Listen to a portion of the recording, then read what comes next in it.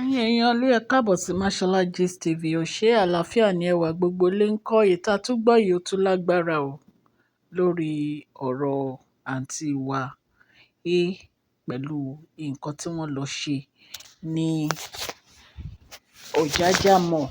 Bí a ṣe gbọ́ o, wọ́n ní àǹtí wa A, wọ́n ní ṣe ni wọ́n gba Ọ̀jájá mall lọ. Wọ́n ní ìgbà tí wọ́n dé Ọ̀jájá mall, wípé wọ́n ń sọ fún àwọn tó wà níbẹ̀ wípé èèyàn kankan kò gbọdọ̀ wọlé títí tí àwọn fi máa ra gbogbo nǹkan táwọn wá rà tán. Ẹ̀yin èèyàn ilé ẹ rí pé èyí tún lágbára. Wọ́n ní pé kí èèyàn kankan kó má wọlé láti wá ra ọjà àfìgbà tí àwọn bá ra gbogbo nǹkan tí àwọn rà tán. Allegedly bá ṣe gbọ́ ni o. Wọ́n ní àwọn èèyàn ti dúró síta tó fẹ́ wá rajà. Wọ́n ní àǹtí wa A, wọ́n ná take time wọn 30 minutes, 40 minutes, 50 minutes, 60 minutes. Wọ́n ní manager gan, wọ́n ní ó ń sọ pé kí ló dé tàǹtí wa A wù ìwà tí wọ́n ń wù yìí. Wípé ṣé wọ́n mọ̀ pé business hour ni wọ́n wọlé. Wọ́n ní àǹtí wa A, wọ́n ní ó dá gbogbo àwọn èèyàn dúró síta ni o.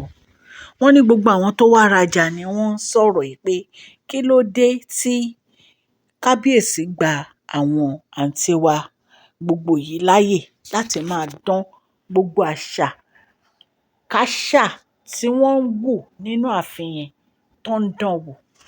Ẹ̀yin èèyàn ilé, wọ́n nígbà tó sú manager ni manager pé bàbá Wẹ̀rìnlá ló fi ẹjọ́ àǹtí wa A ló fi sun bàbá Wẹ̀rìnlá. Wọ́n ní àǹtí wa A dá gbogbo àwọn èèyàn dúró síta ni. Wọ́n nígbà tó ra gbogbo nǹkan tó fẹ́ rà tán, wọ́n ní kì í ṣe wákàtí là ń sọ o. Wọ́n ná waste time àwọn ẹni ẹlẹ́ni síwájú ibẹ̀. Wọ́n ní iná bá lọ. Ìgbà tí kábíyèsí gbọ́, wọ́n nínú bí kábíyèsí. Wọ́n ní inú bí bàbá Wẹ̀rìnlá wípé irú ìwà wo ni àǹtí wa A wù yìí ní inú Ọ̀jájá mall. Ṣé ẹ mọ̀ pé a sọ pé bó ṣe máa ń gbọ́mọ ẹ̀ lọ sí inú mall yẹn nìyẹn every time tó máa ṣe fídíò. Ìgbà tẹ́ bá máa wò bí ọjọ́ kan ní ìsìn, ẹ máa rí tó tún ti post àwọn fídíò yẹn tá gbọ́mọ dání lọ sí inú ọjà ń bẹ̀. Ẹ̀yin èèyàn ilé, ó yà wá lẹ́nu nígbà tá a gbọ́ ọ̀rọ̀ yìí. A ní kí ló dé tí àǹtí wa A tí wọ́n máa dá àwọn èèyàn dúró síta? Kí ló dé tí àǹtí wa A tí wọ́n ń wu ìwà bíi pé kò sí èèyàn kankan tó lè correct wọn, kò sí èèyàn kankan tó lè bá wọn sọ nǹkan kan? Kí ló dé tí àǹtí wa A tí wọ́n ń lo agbára wọn láti ṣe nǹkan tó bá fẹ́ ṣe nínú ààfin bàbá Wẹ̀rìnlá? Ó yà wá lẹ́nu o. Ẹ̀yin èèyàn ilé, ó yà wá lẹ́nu nǹkan tá a gbọ́ nìyẹn o. Tán ní àǹtí wa A ṣe. Nǹkan tá a gbọ́ nìyẹn tán ní àǹtí wa A ṣe. Ẹ rí pé èyí tún lágbára, ẹ̀yin èèyàn ilé. Àfi k'Ọlọ́run Elédùmarè kó ṣàánú kábíyèsí o. Allegedly o. Ṣé ẹ mọ̀ pé bẹ́ẹ̀ náà ni ọ̀rọ̀ gold tí àǹtí wa A tó ní òun wá. Tí wọ́n ní ọmọ ọ̀dọ̀ àǹtí wa A táṣìírí wípé gold kankan kò sọnù o. Àǹtí wa A ló ní kó ń tọ́jú gold. Ó dàbí ẹni pé kábíyèsí ti mọ̀ pé irọ́ ni ọ̀rọ̀ yẹn. Ó dàbí ẹni pé bàbá Wẹ̀rìnlá ti mọ̀ pé irọ́ ni ọ̀rọ̀ yẹn, ni wọ́n fi bẹ̀rẹ̀ sí ṣe investigation. Wọ́n ní ọmọ ọ̀dọ̀ ní àwọn náà ní káwọn lọ tọ́jú gold. Wípé kò ń ṣe pé wọ́n mú gold wọn. Wọ́n wá ń parọ́ lórí ọ̀rọ̀ gold. Wọ́n ń parọ́ mọ́ ọmọ ọ̀dọ̀ Queen Naomi. Ìyẹn maid Queen Naomi. Wọ́n ní àwọn ni wọ́n máa mú diamond necklace àwọn. Wípé torí àwọn náà ní kán kẹ́rù àwọn. So àwọn nǹkan tá à ń gbọ́ yìí ó kọ wá lóminú, ó ń yà wá lẹ́nu pé kí ló dé tí àǹtí wa A tó ń wúrú ìwà yìí. ẹ dẹ̀ mọ̀ pé bàbá Wẹ̀rìnlá irú àwọn ìwà báyìí ni wọ́n hate jù.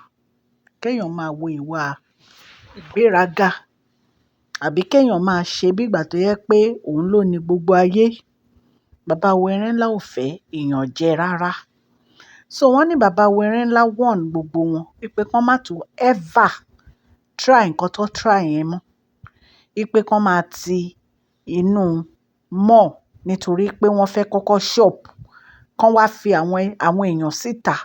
Wípé kán má tún try ẹ̀ mọ́ láíláí. Nǹkan tá a gbọ́ nìyẹn o. Tán ní bàbá Wẹ̀rìnlá sọ fún ẹ̀yin èèyàn lé.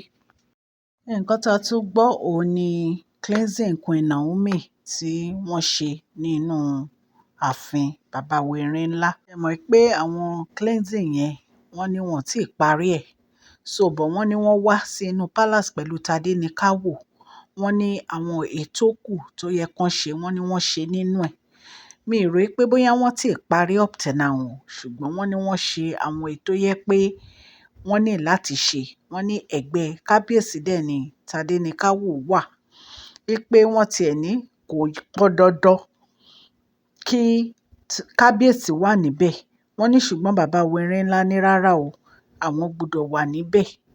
Ẹ̀yin èèyàn lé nǹkan tá a tún gbọ́ nìyẹn lórí cleansing Queen Naomi. Ẹ̀yin èèyàn lé ojú Queen Naomi ń rí nínú ààfin o. Kì í ṣe nǹkan kékeré ní ọ̀rọ̀ ritual yìí. Bí a ṣe gbọ́, wọ́n ní full moon ritual èyí tí Queen Naomi tán fẹ́ ṣe. Wọ́n ní wọ́n gbọdọ̀ ṣe mẹ́ta. Ṣùgbọ́n wọ́n ní ìyá onífá, wọ́n ló ti help wọn láti ṣe ẹyọ kan. Ṣé ẹ mọ̀ pé tẹ bá ń tẹ̀lé gbogbo àwọn gist wa sọ fún yín pé tán bá ti ṣe àwọn ritual yìí, àwọn èèyàn burúkú wọ́n á lọ domi sí i. So wọ́n ní ṣùgbọ́n àtìgbà tí ìyá onífá ti dé, wọ́n ní wọ́n rí àwọn ritual yìí ṣe. Ṣùgbọ́n wọ́n ní full moon yìí wọ́n ló ṣì kù méjì báyìí torí wọ́n ní wọ́n ti ṣẹyọ kan nínú ẹ̀. Wọ́n ní tí wọn bá dẹ̀ wá rí ṣe, wọ́n ní ó máa tó di lẹ́yìn ọdún méje kán tó lè rí ṣe ni o. Ẹ dẹ̀ mọ̀ wípé àwọn àǹtí wa gbogbo yìí, nǹkan tí wọ́n fẹ́ òun ni kán má rí àwọn ritual yìí ṣe. Ṣùgbọ́n wọ́n ní látìgbà tí ìyá onífá ti dé ni wọ́n ti ń ṣe àwọn ritual yìí successfully. Wọ́n ní ṣùgbọ́n wọ́n ní ti full moon yẹn, wọ́n ní ó ṣì kù méjì fún wọn láti ṣe. So lágbára Ọlọ́run tán bá ti parí méjì yìí, gbogbo ọ̀rọ̀ ó ti di àfisẹ́yìn tẹ́gun fiṣọ nìyẹn. Queen Naomi àti kábíyèsí á lè jọ jáde pẹ̀ freely. So nǹkan tá a gbọ́ nìyẹn ẹ̀yin aráalé. Ta ní ká mú wá sí etí ìgbọ́ yín. Bí mo ṣe máa ń sọ allegedly ní gbogbo àwọn nǹkan tá a gbọ́ yìí o. Mo dúpẹ́ lọ́wọ́ gbogbo ẹ̀yin subscribers. Ọlọ́run á bá mi gbọ́ wọn yín sókè. Àtẹ̀yin tẹ́ ṣe darapọ̀ mọ́ Mashola Gist TV. Gbogbo nǹkan tẹ́ bá ń dáwọ́lé á máa yọrí sí rere. Orúkọ mi ni Mashola, Yorùbá ni à ń sọ lórí ìkànnì yìí. À ń sọ nítorí pé a fẹ́ gbàgbé àṣà àti èdè wa dẹ̀ tún sọ fún ọ̀pọ̀lọpọ̀ àwọn tí wọn ò gbọ́ Gẹ̀ẹ́sì.